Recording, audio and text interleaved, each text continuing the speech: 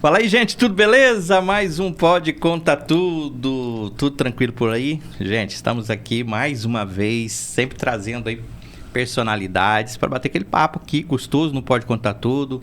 Aqui na região noroeste do estado do Mato Grosso também tem podcast. Eu sou Zé Gomes, quero aqui registrar a presença da Claudemíria, que faz a parte técnica. Tudo bem, Claudemíria? Tudo. Boa tarde. Boa tarde. Tudo preparado para começar mais um programa. Para você que está do outro lado, você que gosta desse tipo de conteúdo, você também pode compartilhar, curtir, passar para frente. Ajuda a gente aí, né? Aciona o sininho. Toda vez que tiver o podcast, você já recebe a notificação e você pode assistir na íntegra, porque durante a semana você também pode ir nas outras plataformas e conferir os cortes que a gente deixa lá para você dos momentos mais importantes aqui do podcast. Um abração especial, agradecendo a todos que sempre estão acompanhando aqui o Pode Contar Tudo. Quero aqui também agradecer a Webnet Internet, que patrocina esse canal, a equipe da Webnet. Para você que quer uma internet de qualidade, veloz, fibra óptica, pode contar com toda a equipe da Webnet Internet, que está junto com a gente, patrocinando aqui esse canal. Se você que está aí quiser também divulgar nosso canal, fique à vontade. Procura a gente aí durante a semana, que a gente vai estar aqui colocando também a sua empresa para falar aqui no podcast Pode Contar Tudo. Nós estamos vivenciando aí um mês de abril, dia 19 é dia do índio, e a gente está fazendo aqui uma homenagem especial nesse podcast, trazendo indígena para a gente estar batendo um papo e conhecendo a história. Nós temos duas etnias aqui na nossa região, e hoje nós vamos estar falando aqui com Jovanês Arara, Vela Arara. Seja bem-vindo ao podcast Pode Contar Tudo, tudo bem? Bom, tudo bem, boa tarde, tudo bom? Esse tá bem a caráter. O porquê de Arara? É importante, né, destacar que os nomes, né, eles foram dados conforme as características dos povos. Uhum. E o nosso povo usava muito adornos, né, de pena de arara, por exemplo, usava pena no nariz, no lábio inferior. E então esse nome foi dado justamente pelas pessoas que colonizavam nessa região. Então o significado de arara, por usar esses artefatos de pena, então de pena de arara, né? Arara. Então na verdade não é vocês que colocam o nome na... Não, eu costumo falar que isso é um tema que eu gosto de discutir muito, porque assim, todo povo, né, é importante a gente falar assim, que no estado de Mato Grosso são 43 povos indígenas, uhum, com crenças, costumes, né, diferentes. Linguagem. E língua diferente. Existe muito estereótipo, né, de falar assim que os indígenas são únicos. E não, o Brasil são 305 povos, mais de 270 línguas faladas só no Brasil. Então, e assim, interessante falar dessa questão do nome Arara, porque assim, na verdade, cada povo tem sua alta denominação, uhum, né? E o nosso povo, por exemplo, a nossa alta denominação é Iugapcatã, que uhum, significa povo grande, povo da região. Então né? o nome que vocês destinam a vocês é isso aí que você acabou de falar. Isso, Iugapcatã. Uhum. E esse assunto também, ele é bem importante da gente falar, porque assim, Vela Arara, né? Isso é um histórico, né, do processo de colonização, é importante a gente falar. Esse é um sobrenome que vinha daqueles... como os patronos da seringa, né? Nosso povo, ele foi, fala assim, eles usam o termo civilizado, eu falo que fomos escravizados. Uhum. E aí você imagina um povo que foi escravizado, foi tomado seus territórios por aqueles patronos que vinham retirar todo o látex, né, da região. E hoje a gente carrega esse sobrenome Vela Arara, que na verdade o Vela vem do Olegário Vela, uhum, que era um patrão naquele tempo da região aqui inteira, né? Que tirava a seringa da região. A aldeia ela não se estende só aqui na nossa região, ela tem outras regiões que tem o Vela Arara, não? Esses nomes só na nossa região, uhum, Arara principalmente, né? Uhum. Na etnia Arara ele tem esse nome. A maior parte do povo foi registrada com esse sobrenome. Vamos falar também sobre a outra etnia. Existe um relacionamento entre vocês? Vocês se dão bem? Como é que é a história? Como que vocês se encontraram? Como que foram? Na verdade, assim, O povo indígena, no modo geral, eles tinham seus, vamos dizer assim, as suas guerras por território, né? Mas era uma guerra natural, né? Vamos dizer assim, que era uma guerra, disputa de território, muitas das vezes. E isso, assim, na verdade, assim, linguisticamente falando, né, o Brasil são dividido por tronco linguístico também, né? E aí, assim, essa região aqui, ela é do povo Cintalarga e Arara, ela é considerada falar o tronco linguístico tupi, né? O tupi-mondé, né? Então, essa é, na verdade, assim, que eu conto que os mais velhos falam. Essas guerras entre eles existiam, né, por espaço e tudo mais. Mas não era uma guerra que era tão, assim, vamos dizer, tão difícil como foi a com o não indígena. Que ela trouxe consigo várias, assim... várias consequências. Consequências que trouxe, né, a realidade que nós somos que hoje. alterou na cultura, isso, né? Que alterou no tipo de doença. A miscigenação, né, e tudo isso. E só antes de a gente dar continuidade do nosso bate-papo, vale a pena ressaltar, viu, Giovanese, que o Giovanese é um estudioso, né, não só na cultura indígena, mas também como na cultura dos brancos. Também fez faculdade, é professor, diretor de escola, mestrando, já Sim, terminou? Mestrando. Está mestrando. Então já é um conhecedor, e é muito importante a gente ressaltar isso aí, que você tem um conhecimento muito amplo, né? Estudou muito bem os povos indígenas, e a gente vai estar abordando aqui alguns temas. Vamos falar sobre o contato com o branco. Qual história que você já ouviu? Como foi o primeiro contato? Foi mais cordial? Ou foi assim, meio complicado? Então, você acabou de perguntar como que era a relação entre os povos, né? Nosso povo, nosso histórico de surgimento, ele nasce aqui, né, na região de Aripuanã, né? Nosso histórico é que a gente nasceu da pedra, né? Então, os mais velhos contam que a gente vivia nessa região aqui mesmo, de Aripuanã. E essas guerras foi afastando, né? Como o nosso povo era um povo, vamos dizer assim, que era guerreiro também, todos eles eram guerreiros, mas eles foram vendo que estavam perdendo espaço, eles foram se distanciando dessa região. Então, o povo foi descendo o rio Aripuanã. E nessa ida... como se tem aqui também, sobre a questão dos colonizadores, né? Que naqueles tempos eram borrachas. Os bandeirantes, né? Era aqueles comerciantes de via fluvial, né? Que subiam os rios e tudo mais. Então, assim, os anciões da nossa comunidade falam o seguinte, que devido a essas guerras, eles foram se distanciando e toparam o não indígena. Então eles teve ali uma aliança, né, naquele momento, que era um socorro para que eles não se exterminassem, vamos dizer assim. Então eles tiveram esse primeiro contato. Mas o contato, é importante falar que o contato com o indígena, ele sempre é bem agressivo, né, porque são pessoas que eram exploradores de trabalho, né, e que colocavam as pessoas para trabalhar. Uma das principais que meus mais velhos falam é que a primeira coisa é você precisa falar o português. Né? Então você pega um povo que foi obrigado a se deixar de... É a mesma coisa você chegar na casa de uma pessoa e falar assim, não, a partir de agora você tem que parar com o seu costume e você vai, né, seguir o meu aqui agora. E isso trouxe consequências, né? Trouxe dizimação do povo, né? Você pega a doença. Nesse tempo tinha doença com o nome varicela, que é as doenças que, né, o sarampo e tudo mais. Isso era uma doença que praticamente exterminou o nosso povo, porque era muito forte, né? Devido a não ter o contato, e isso prejudicou o nosso povo. Você fala de um conflito, a gente não vai aprofundar nesse assunto, mas é bom a gente estar sempre falando sobre... É bom as pessoas pesquisarem na internet sobre o Paralelo 11, né? Que exterminou, e essa região aqui também fez parte desse conflito sangrento, né? Que até hoje ele é debatido.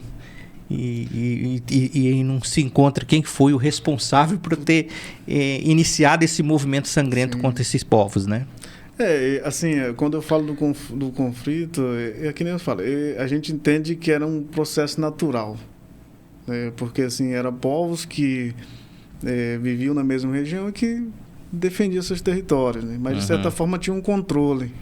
Para você ter uma ideia, os povos indígenas eles não matavam todos. Eles matavam os guerreiros, mas as mulheres e as crianças, eles levavam consigo. Então a gente entende que o povo sempre tinha continuidade porque eles não exterminavam do modo geral. Quando você fala do contato com o não indígena, que nem se citou do Paralelo, não, né? Eles matavam em massa, até inclusive você sabe que em questão de envenenamento e tudo mais. Até a questão de você falar nessa questão de conflito, até o conflito entre os não índios, entre eles exterminam praticamente tudo, né? Criança, adulto, mulheres, e não... Eles falam efeito colateral, que é o que eles usam, né? Tá no meio da guerra, morreu porque houve o efeito colateral.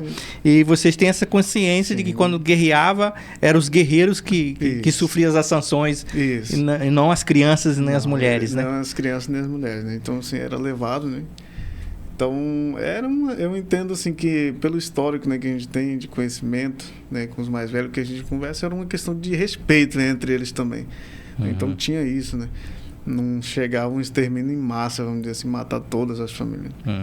Então, você, quando criança, você já nasceu com contato com não indígena ou você era 100% só contato com indígena? Eu falo assim, né, Zé, que a minha aparência, a minha forma de falar hoje, ela é uma consequência do processo de colonização, né, sobre a questão de miscigenação, né, que é a mistura do indígena com o não indígena. Com indígena, né? Então, eu já nasci nesse mundo, vamos dizer assim. Um mundo que meu pai já trabalhava com seringa, né? Minha mãe também ajudava, meus irmãos trabalhavam com isso. Aí você participou do ciclo da borracha. Isso, da borracha já nesse processo, né? Então, eu costumo falar assim que é isso, né? A gente não pode omitir isso. Foi um processo que aconteceu, né, com o nosso povo, isso precisa ser falado até para que as pessoas possam, né, ter o conhecimento. E muitas das vezes a gente sabe que que nem eu falei no início, tem o estereótipo, né? As pessoas falam, o indígena tem que ser aquele indígena que anda pelado, ele vive dentro da aldeia, ele faz dança da chuva e tudo mais. E aí não é isso, né? A gente vem com recidificando, né? A gente busca revitalizar, a gente busca trazer aquela vivência que era do nosso antepassado, né? Com base no conhecimento desses que ainda tem, né? Então a gente fala assim que isso é importante para o nosso povo, né? Trazer aquelas memórias, fazer um histórico de tudo isso para que nós passamos para novas gerações e importante é assim, eu entendo, né? Muitas pessoas olham também pela aparência, a característica. Que ele tem cabelo liso, ele tem o olhinho mais puxado, né? Então tem isso também. E a gente sabe que o Brasil, ele foi assim, nessa região foi menos afetado, mas assim, no litoral brasileiro lá, que é na Bahia, né, os povos indígenas lá foram afetados em massa mesmo, tem povos que foram extintos, né? Mas que tem uns que estão lá até hoje, né? Mostrando seus conhecimentos da sua cultura e tudo mais. Então, assim, acho que isso é importante também, né, para o Brasil, a gente está falando disso, né, dessas diferenças, né, do povo, né, que para nós, por exemplo, nós temos nossos costumes próprios, nossa língua própria, nossa forma de pensar. Vamos falar assim na parte cosmológica de um povo, né, cosmovisão de um povo também, que é voltada à questão do que é aquele mundo, né? Eu costumo falar que nós vivemos em dois mundos nesse momento, né? É o mundo ocidental e o mundo indígena, que é o nosso ali, do dia a dia. O meu processo de educação tradicional, ele é totalmente diferente do processo educacional do não indígena. Mas nós temos que se preparar hoje para esses dois mundos, porque pra você ter uma ideia, hoje, se você não consegue dialogar, você não consegue entender o que tem de realidade com o mundo fora, nesse novo mundo também de tecnológico, vamos dizer assim. Então, esse processo, né, ele vem de certa forma nos capacitando também para enfrentar isso, que é uma nova geração, né, tendo que ser conhecedor disso para manter sua tradição. É que, na verdade, também vocês viraram pauta muito importante nos congressos, né? No Congresso Nacional, vamos falar assim, na política, porque vocês viraram pauta e vocês vivem numa luta constante, principalmente na defesa do território. Isso. E quando se fala de território indígena, vale a pena a gente estar comentando isso, é que o território indígena, ele não é parte do Aripuanã, ele é um território que é de jurisdição federal e da União, né? Como um patrimônio, né, tombado, de que é de todos. A gente fala de todas assim, não é como dizer assim, o território aqui na Aripuanã faz parte do Aripuanã. Ele é um território como se fosse um país dentro de outro país, né? Na verdade, assim, esse é um tema, né, bem importante também. Vou tentar aqui falar um pouco de como que nasce isso. Assim, os territórios indígenas, né, eles... os movimentos indígenas, vamos dizer assim. Hoje, quando, né, você falou da questão do dia 19 de abril, que muitos pensam que é uma comemoração, né? E a gente, na verdade, o dia 19 de abril ele não é uma comemoração, ele é um marco de resistência, né, de luta dos povos indígenas em questão do território. Porque se o território, muitas falam assim, mas por que o índio ele quer tanta terra? É o que a gente mais ouve essa frase, né? Porque o índio quer ter tanta terra. Assim, é importante falar, né, que eu já falei que, né, no Brasil inteiro são mais de 305 povos, né? E só no estado de Mato Grosso são 43. Então, assim, cada povo ele tem sua forma de pensar, forma de agir, de fazer também. Então, os territórios eles não são demarcados conforme os povos indígenas. E aí, assim, entra a questão de, muitas das vezes, pensar que todos os povos são iguais, são os mesmos, né? Então, para que se o índio é tratado como um todo, né? Então, essa resistência do povo indígena nasce, quando a Constituinte de 88 foi um marco histórico para os povos indígenas, né? Uma luta grande, porque ali o povo indígena foi reconhecido como o primeiro habitante dessa terra. E nasce a garantia também do direito das demarcações das terras indígenas, né? Então, assim, a gente sabe que, por mais que está garantido na Constituinte, esses territórios eles não foram demarcados como deveriam ser. E isso é prova de que hoje, né, no Brasil, tem um movimento muito grande, que é a TL, né, um acampamento Terra Livre.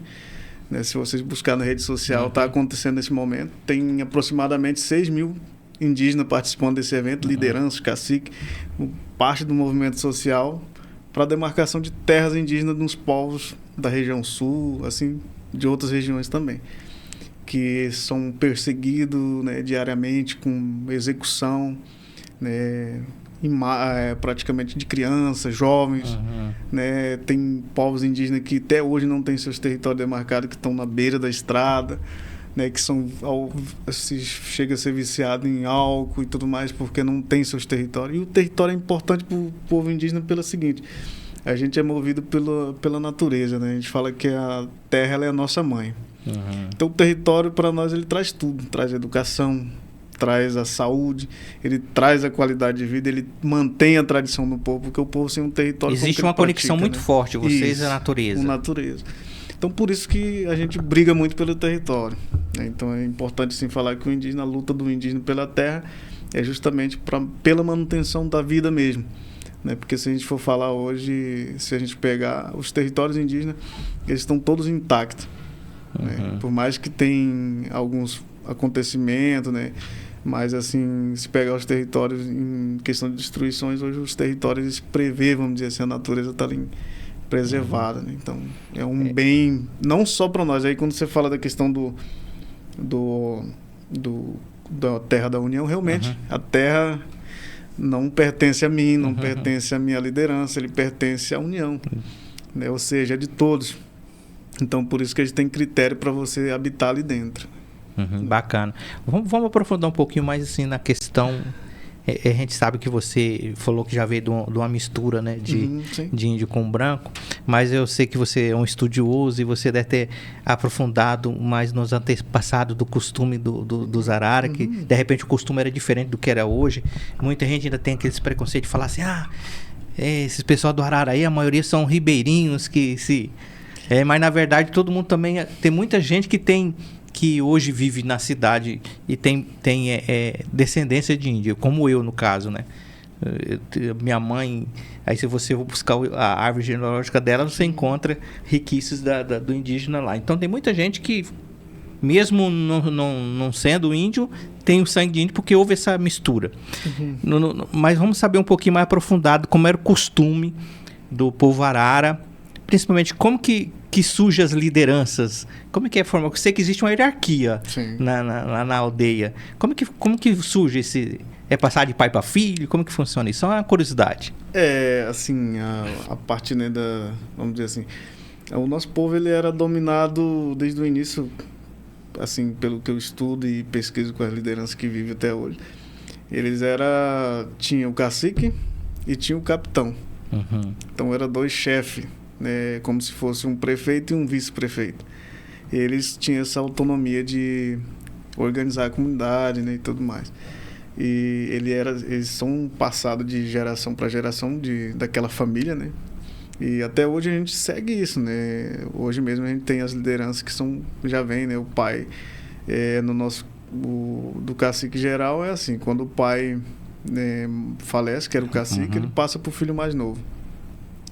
Né? E se não tem filho homem, só tem mulher, como que é? Então, né? Como que é a liderança? Porque eu não vejo falar que tem cacica.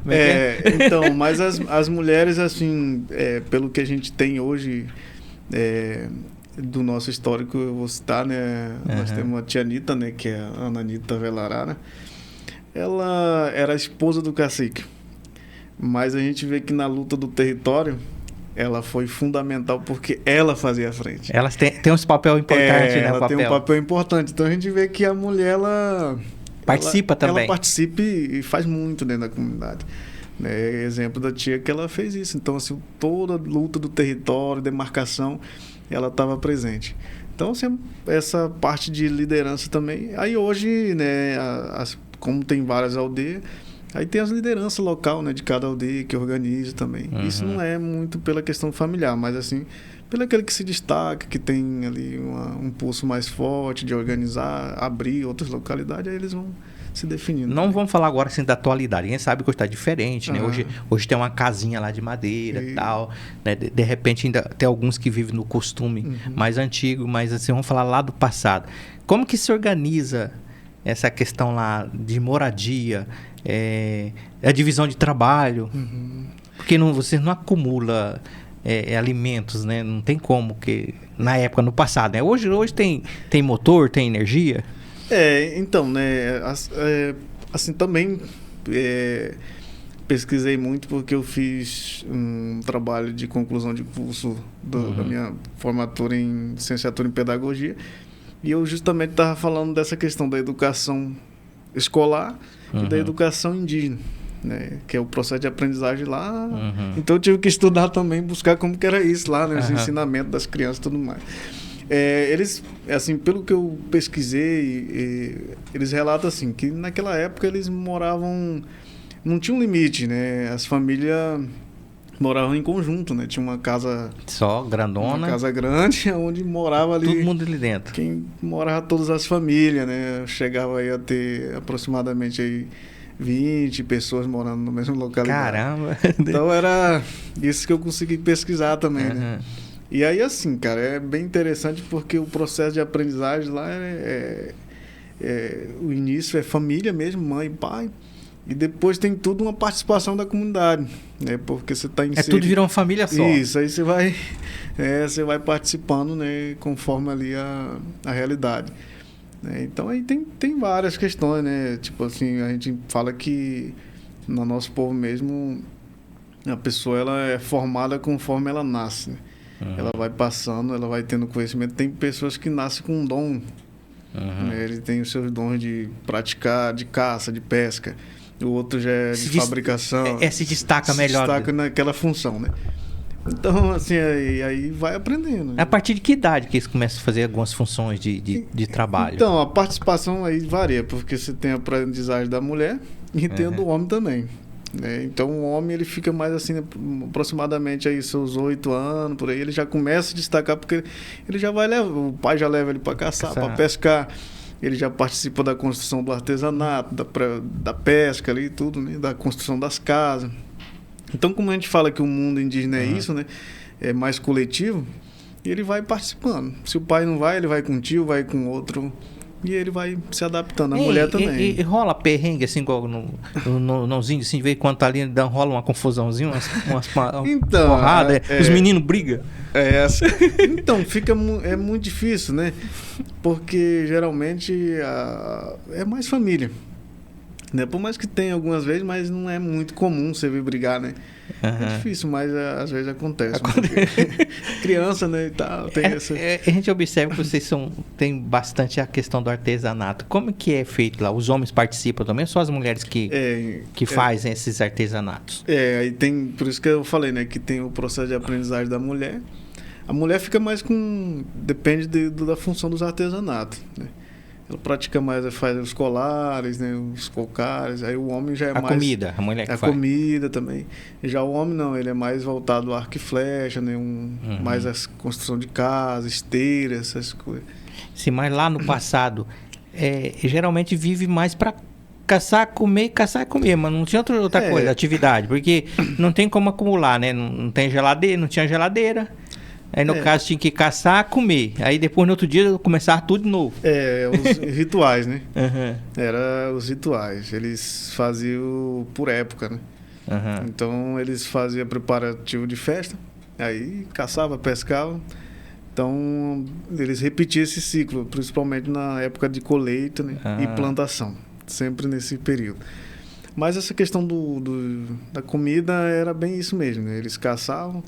Mas tem o preparo também que ele moquenha, né? Que fala quando ele moquenha, ele tem uma durabilidade. E também a questão da carne, né? No sol. Peixe secar no sol. Então ele dura uma quantidade de dias. Fica mais tempo, né? Isso. A carne seca, né? Isso. E a criançada brinca? Eles brincam de quê? Então, meu pai fala que naquela época eles brincavam... Era mais voltada, assim... Eles tinham seus arco e flecha pequenos. E eles caçavam esses bichinhos, né? Aqueles calangos. Tomava banho no rio. Andava de canoa. E assim, isso é bem assim, porque hoje, com essa decorrência, né? Vamos dizer assim, da tecnologia, ele tá bem difícil. Agora é diferente. Agora a conversa é outra, né? É outra, né? Então, mas no passado, pelo que a gente busca, né, com o mais velho, era isso. Eu participei particularmente, né? Nós tínhamos um ciclo aí de 9, 10 anos, a gente vivia no rio. Né? Nesse tempo o rio era muito farto, a gente pescava de arco e flecha, só as criançadas a gente descia, via peixe aí muito fácil. Aí o tempo vai passando, né? Isso é o dia a dia. Né? Então era mais assim, cara. Vamos falar sobre a questão religião. Com a mistura com não indígena, né? É óbvio que houve alguma interferência, mas antes disso, como que era? Todo mundo seguia aquela religião que era determinada por quem? Quem que tinha os ensinos religiosos? Como que funciona? Existiam os rituais, né? Os rituais sagrados, né?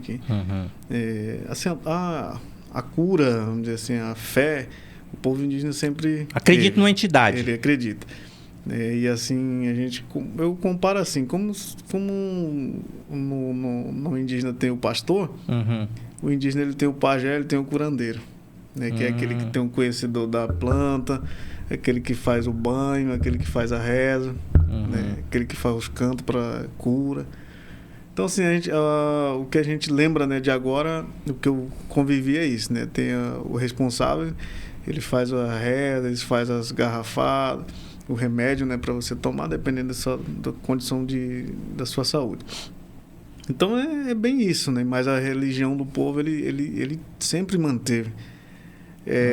Assim, o que a gente vê hoje, mesmo com alguns vindo para a cidade, começa a ser católico ou evangélico, mas quando ele volta para o dele, ele vai lá, ele toma um remédio tradicional, ele vai lá, ele pede para reza. Igual o baiano que gosta de... né? Então ele reza pro santo, reza pro... então assim, mas a tradição a gente vê que não perde. Tá. Então lá não existe assim uma exigência. O índio que, por exemplo, de repente tem um contato mais com o branco, ele chega lá, ele quer dar uma catequizada lá, ou ele fica na dele, ou ele participa do que tá rolando lá.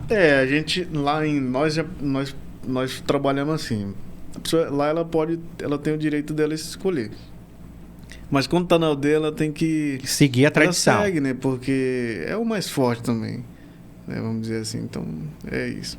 Uhum. E as pinturas corporais, assim, ela é uma característica de cada etnia? Também.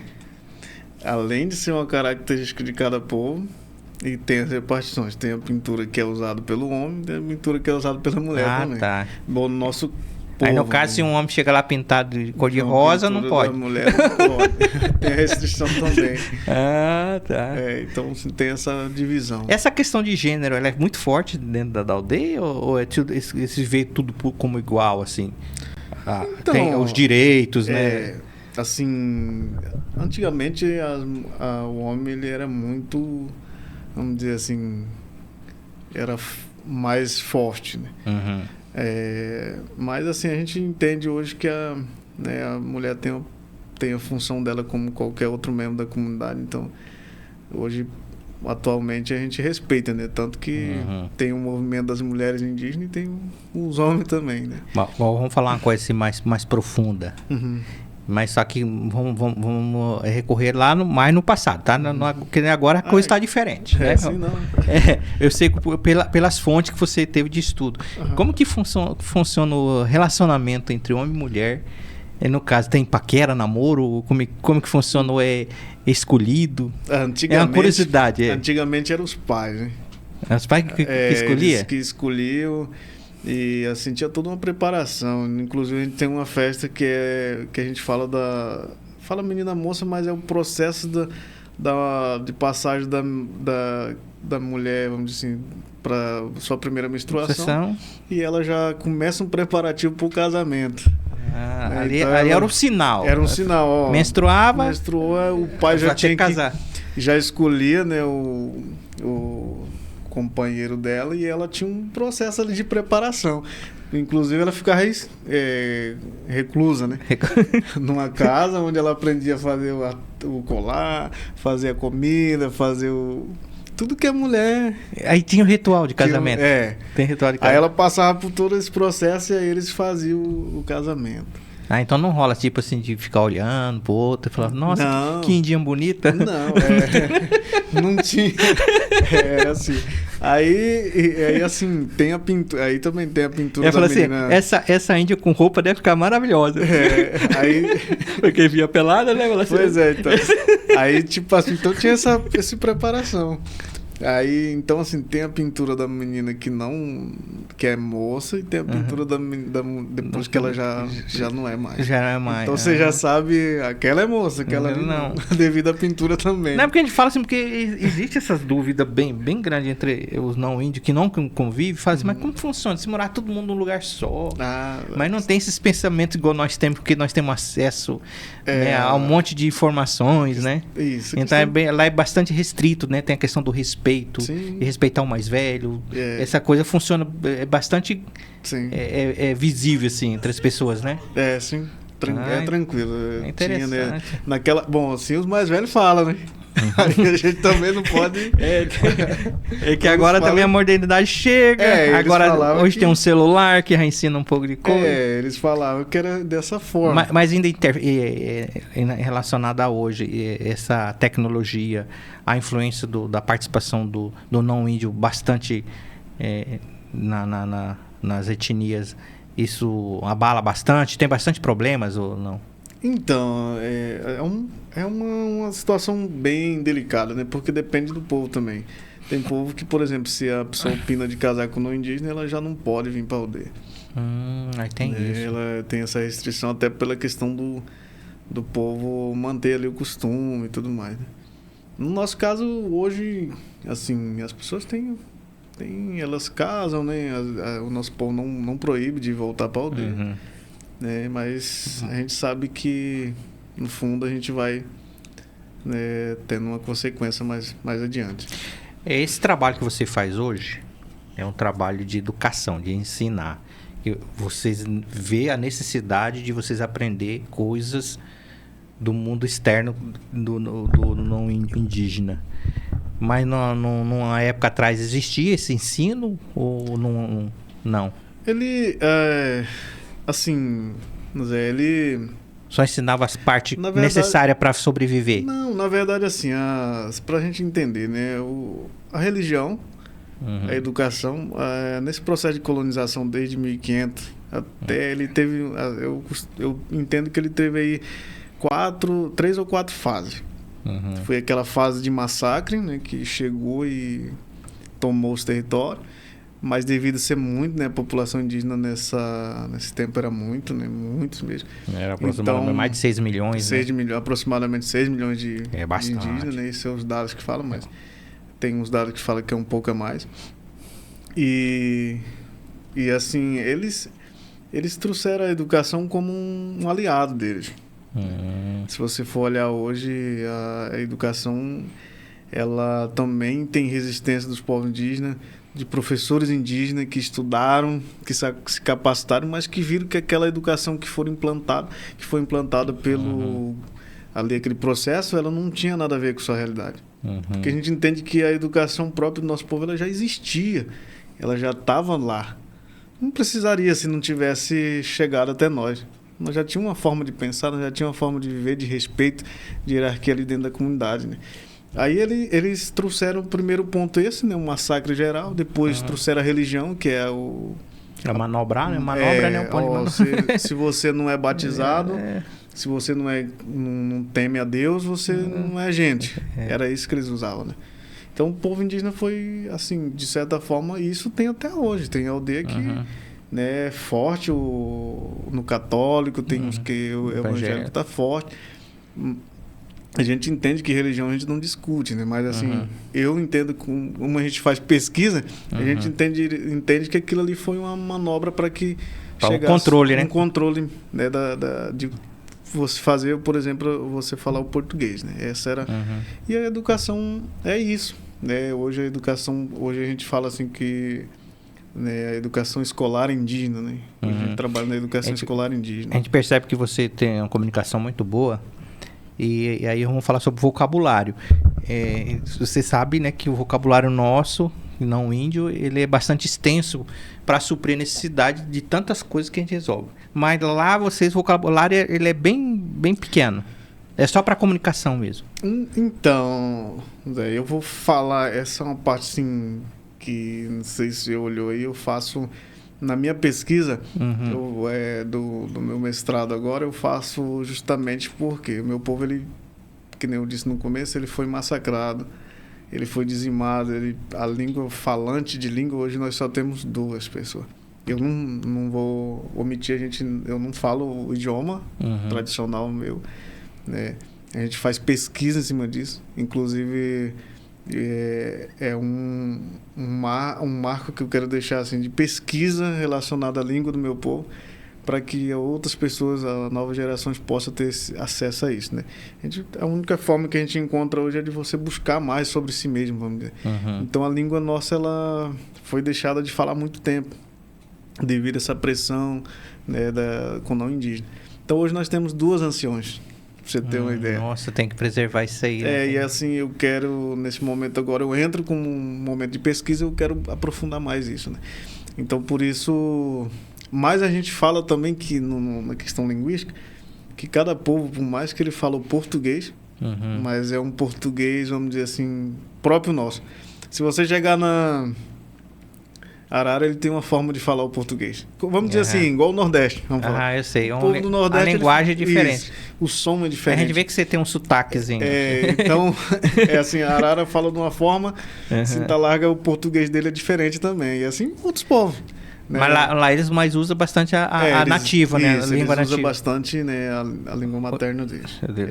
Falante fluente, vamos dizer assim. Nós não somos até as crianças, a gente percebe que eles falam fluente. E como é que é a relação de vocês hoje e antes? Sempre foi amigável dessas 2 etnias que são próximas? Eles falam que os mais velhos tinham uns atritos, né? Acho que a outra colega que vai vir aqui vai falar disso, mas eram uns atritos natural. Hoje tá tudo tranquilo, né? E como você lida, né? Que eu sei que você ainda participa na faculdade, o preconceito. Existe muito preconceito? Fala assim, índio, que esse pessoal não faz nada. Eu falo assim, eu vivi a minha vida vivendo preconceito. Né? Inclusive você falou assim, o Arara aqui, ele sempre foi tratado com... ribeirinho, beiradeiro. Beiradeira. Né? E assim, isso é um preconceito que nem você fala, né? Quem não conhece, ele tem o direito de ele pensar, né? O que ele vê, a primeira impressão que ele vê, poxa, aqueles caras ali não... Eles estão ali na beira do rio, ele é ribeirinho, né? Então, assim, por isso que a gente fala é importante a gente falar isso aqui, porque, assim, eu volto a falar da questão de dizer que os povos indígenas, eles têm cada um tem sua especificidade, né? Sua cultura, mas isso você não vai saber se eu não falar. Né? Então, a gente traz nessa também, agora a gente trabalha nesse movimento, justamente dentro de Aripuanã, a gente tem hoje, né?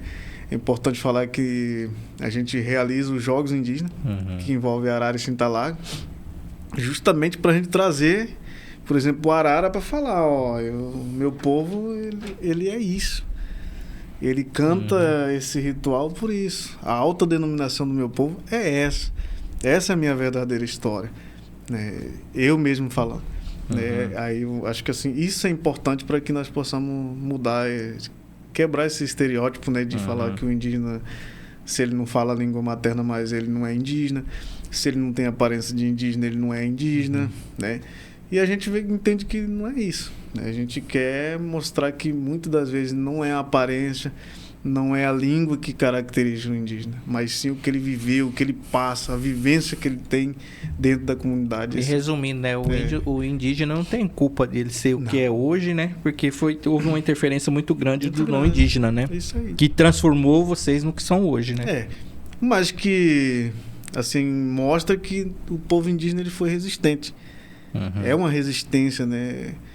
Que algumas características permanecem. Isso, a gente... Esse costume... Se você pegar hoje, você for dentro da nossa aldeia, assim, eu falo que por mais que foi pesado, né?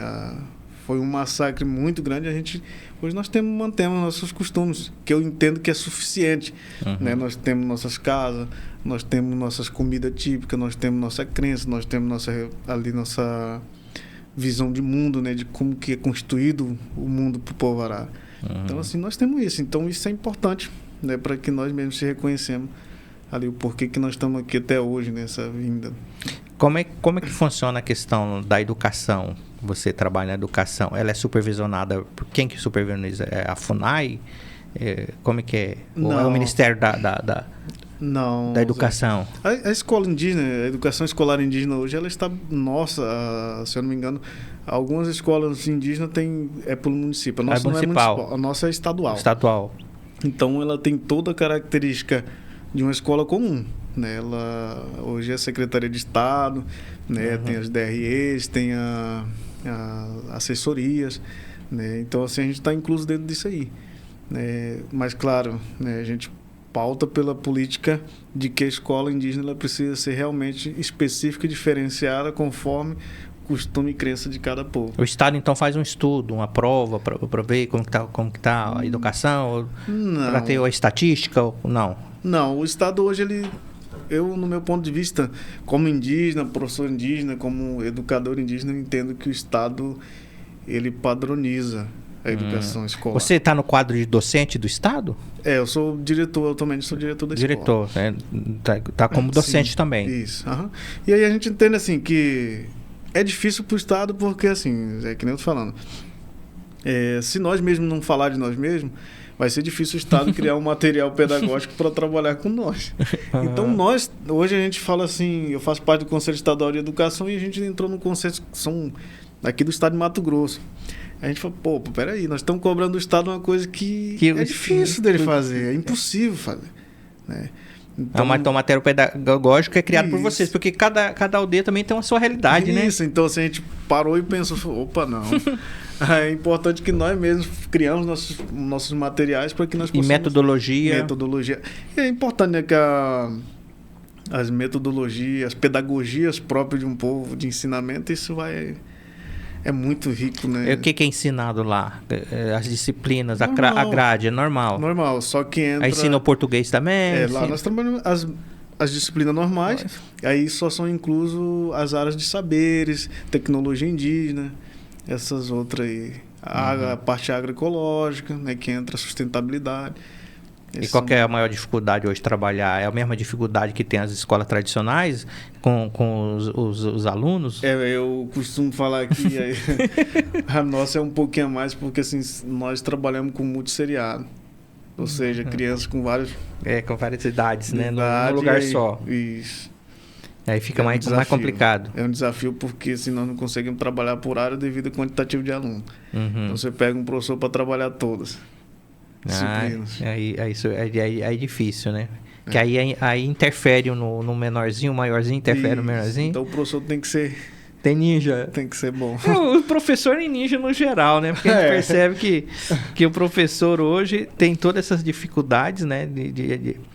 Na verdade, a sociedade hoje ela está passando por uma transição que apresenta bastante desafios, né? Para todas as áreas. Não só como a área da família, como a área educacional, né? Sim. E o indígena não vai ficar fora dessa, né? Porque vocês também estão dentro da... a gente fala assim que, né, a gente precisa estar mais atualizado ainda. É isso que a gente quer. A gente quer passar uma formação para essas futuras gerações do grau de direito, né? Seja lá na Constituinte, se for na área da saúde também, se for na área da educação, eles precisam ter conhecimento do que é o direito indígena. Isso precisa ser passado para que eles possam ter esses conhecimentos. Porque se nós não preparar nossas futuras gerações para esse mundo novo que está vindo, né, com tecnologia, tudo mais, na verdade, assim, hoje, se você pegar dentro das comunidades indígenas, as crianças estão... Todas elas têm um celular na mão. Então elas estão com... Porque daqui a pouquinho não vai ter mais índio, né? Eles vão... assim a gente entende que nós como lideranças e professores não entendem que nós precisamos pegar essa tecnologia e usar para nos defender, a favor. Então, assim, a gente divulga, a gente, né, através da internet, você tem a capacidade de você passar informações, como que é a sua realidade, como que é... Dá para fortalecer a língua, porque através do WhatsApp você pode escrever só na língua materna. Tem povo que está praticando isso já também. Então, assim, a gente tem que achar caminhos, porque tirar você não consegue, né? Isso é uma modernidade que vai acontecer. A sua demanda lá como gestor, né? Que o pessoal fala diretor, né? Mas gestor. Você, como que funciona? Você tem uma parte burocrática que você... papelada, questão pedagógica também. Aí vocês têm as reuniões com os professores, e você tem reunião no estado também, com os outros indígenas. Assim, faz tempo que eu já estou nessa função, né? Ela é a mesma função de um gestor normal da cidade. Vamos dizer assim, nós trabalhamos com prestação de contas. Tem dotação, então? Nós temos que fazer acompanhamento pedagógico, nós temos que fazer avaliação de aluno, né? Que agora tem essa questão da busca ativa. Todo o mesmo critério que é para um diretor não indígena, nós seguimos. E aí a gente ainda segue um pouquinho a mais porque nós temos salas anexas que é distante. Então a gente fala que a gente ainda vai um pouco além, que nós não temos, na verdade, assim, a condução são parcerias que nós buscamos, né, com associações, FUNAI, para poder deslocar, levar merenda, levar material pedagógico, fazer as reformas. A gente tem tudo, essa é uma logística, né? Então, mas as crianças, todas elas estudam? Estudam. É o mesmo critério, né? 6 anos de idade ela já começa a estudar. Você teve muita dificuldade com essa transição? Ou você já começou no ensino fundamental, o básico? Você fez o básico tudo normal? Como que foi? Então, a minha história é assim, né? Nesse período, eu comecei a estudar já com 11 anos de idade. E nesse período... Você alfabetizou com 11 anos? Alfabetizei na cidade. Porque na aldeia não tinha escola nessa época, né? Então, meu pai trouxe eu para a cidade... E a gente foi alfabetizado na cidade, estudei até o 7º ano aqui, em Aripuanã, né, devido não ter. E quando eu volto para a aldeia, que tinha escolarização lá já para mim, eu tive a oportunidade de fazer um curso magistério intercultural, né, em Juína, que envolvia outros povos indígenas. Aí saía com magistério e ensino médio. E eu participei dessa formação, me formei em 2010, né?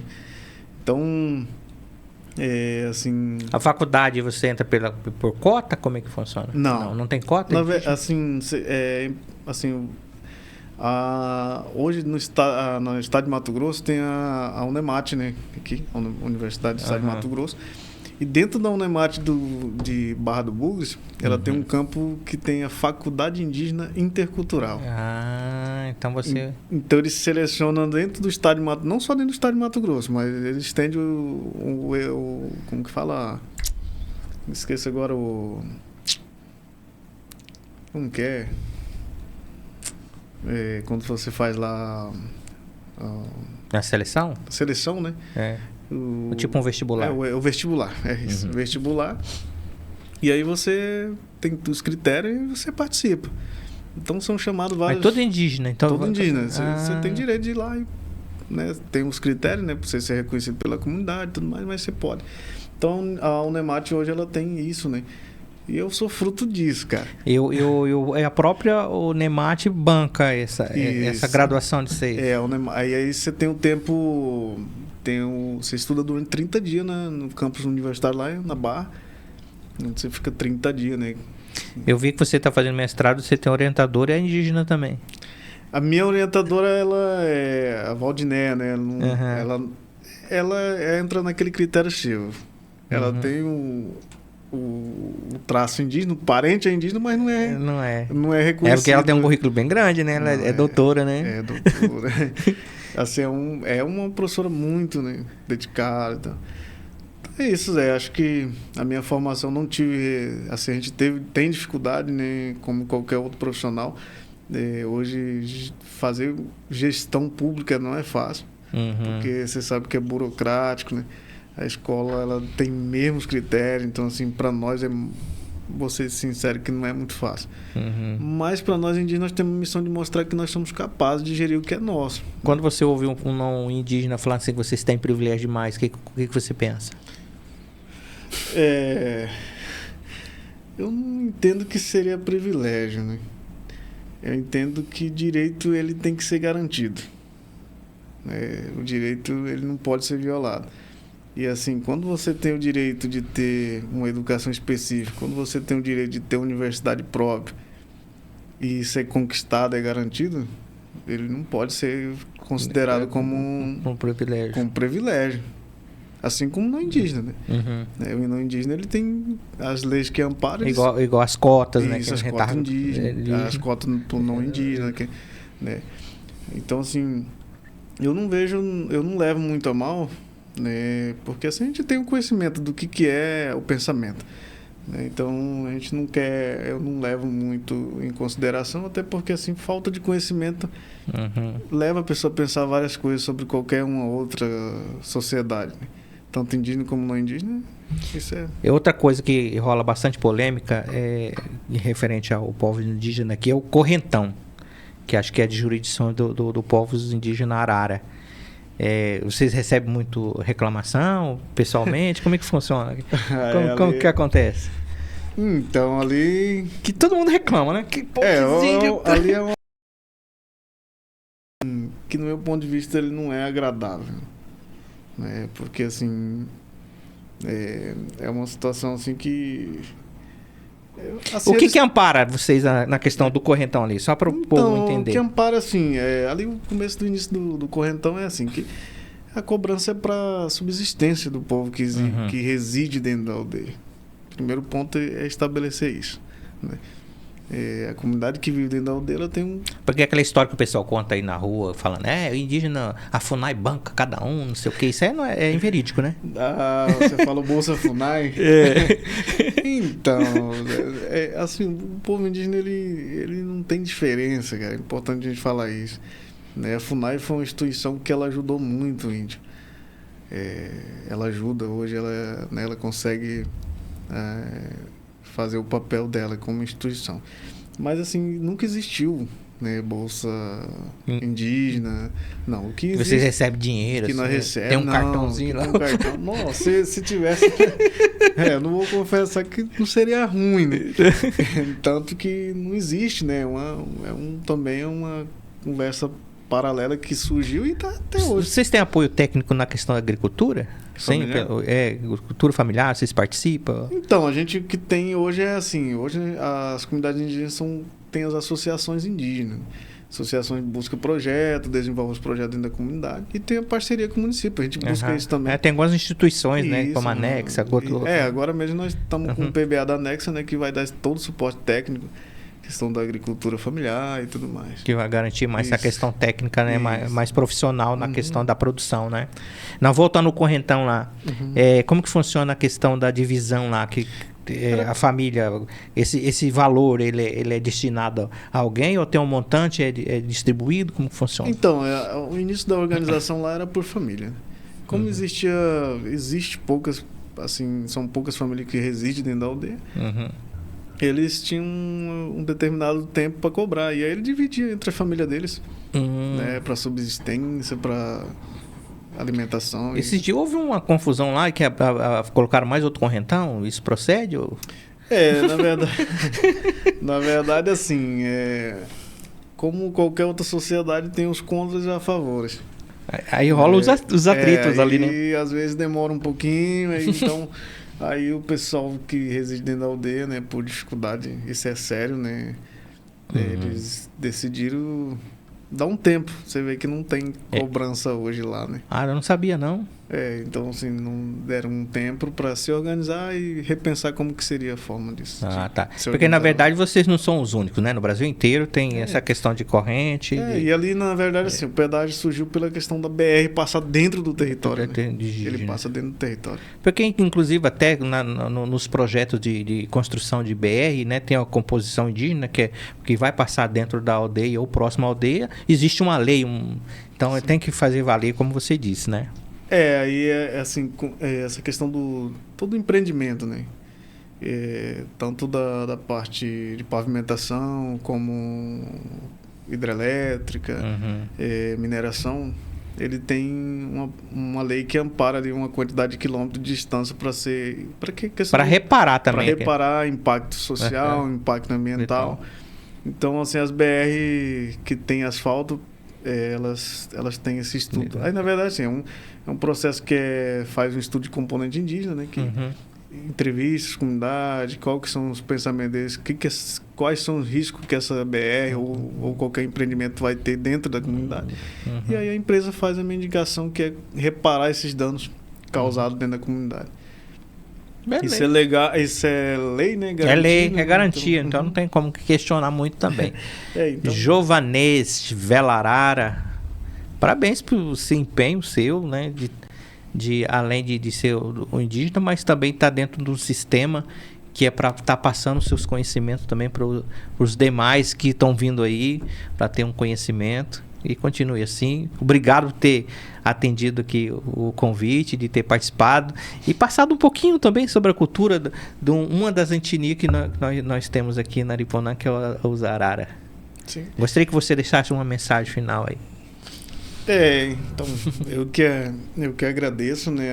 Assim, é importante, acho que essa divulgação, a gente falar disso, né? Um tema que não só para a população aripuanense, mas acho que nível Brasil, isso precisa ser falado, né? Os povos indígenas precisam deixar a sua marca, vamos dizer assim, falar o que são realmente, né? Então, assim, eu que agradeço mesmo, pelo convite, né, esse momento oportuno da gente deixar aqui registrado, assim, um pouco, né, do que é a cultura indígena, como que é essa vivência da comunidade. Então, acho que é isso que eu... Beleza, vamos agradecer aqui então o Jovanês, agradecendo aqui a Claudemir, que esteve ali atenta, ouvindo, prestando atenção. E você que esteve do outro lado aí, que acompanha, gente, compartilhe, curte bastante, passa para frente. Agradecendo o Webnet Internet. Eu Pode Contar Tudo, volta numa próxima oportunidade. Um abraço, um beijo do Zé. Valeu!